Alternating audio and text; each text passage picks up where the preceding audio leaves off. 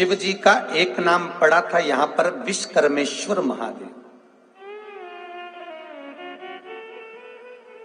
कब पड़ा था शिव जी का ये नाम? जब शंकर भगवान ने गणेश जी का माथा जोड़ा था, मनुष्य का सिर हटकर जब हाथी का गज का सिर लगा था,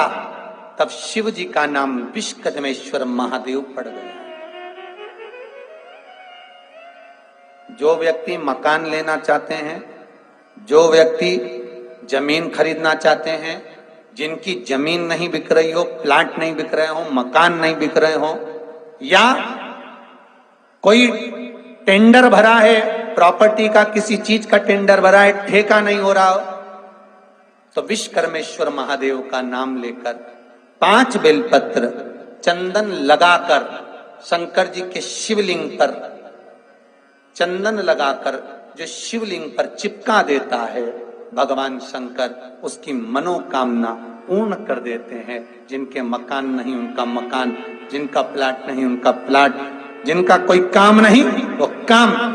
विश्वकर्मेश्वर महादेव पूर्ण कर देते। बहुत दुख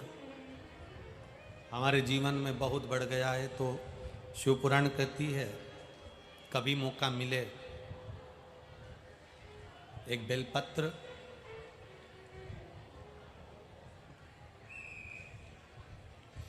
जिसकी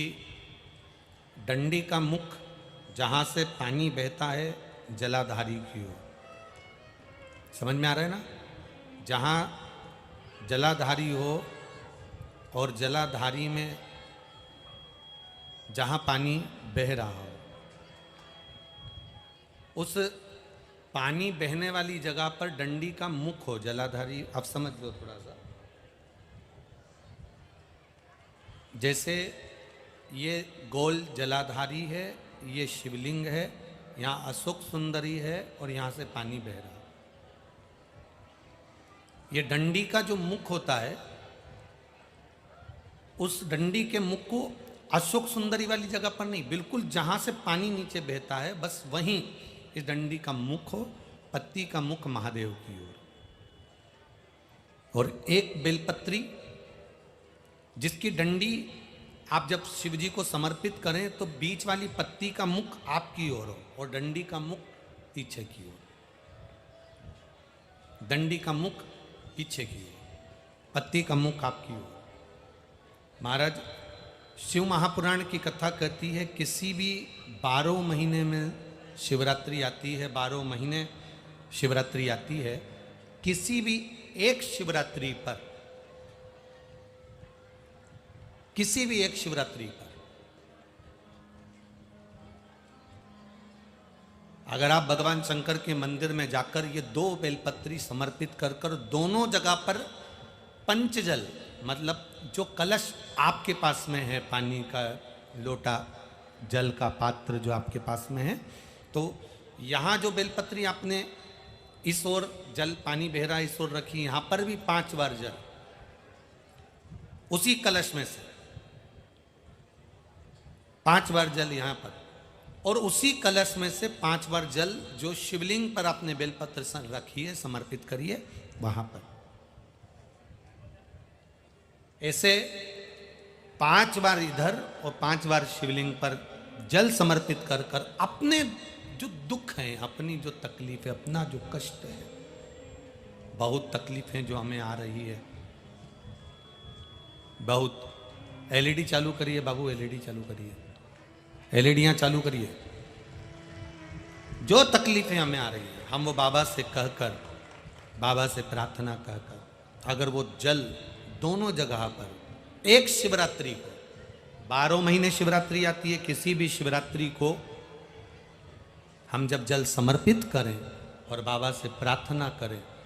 तो ये निश्चित है एक शिवरात्रि पर करते हैं, अगली शिवरात्रि जब आती है तो बाबा आपके दुख को, आपके कष्ट को मिटा ही देता है, ये निश्चित है।